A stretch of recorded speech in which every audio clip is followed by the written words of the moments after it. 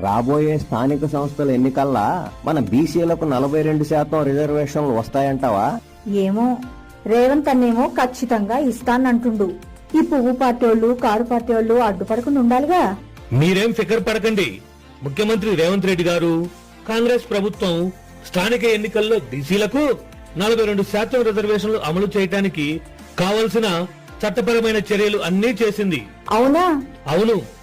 కేసీఆర్ చేసిన స్థానిక ఎన్నికల్లో రిజర్వేషన్లు 50% మించకూడదన్న చట్టాన్ని రద్దు చేసే బిల్లు, బీసీలకు 42% రిజర్వేషన్ల బిల్లు రెండు అసెంబ్లీలో ప్రవేశపెట్టి పాస్ కూడా చేసింది. అవునా అన్నా? అంతేకాదు, ఆ రెండు బిల్లులను ఆమోదించాల్సిందిగా గవర్నర్ గారికి కూడా పంపింది. అయితే ఇప్పుడు గవర్నర్ గారు ఆమోదిస్తే బీసీ రిజర్వేషన్లు అమలవుతాయన్నమాట. అంతేగా.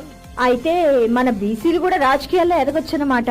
మన బీసీల కోసం ఇంత చేసిన రేవంత్ అన్న వెంటే మనం ఎప్పుడూ అండగా ఉందాం. అవును. జై రేవంత్ అన్న. జై కాంగ్రెస్. జై జై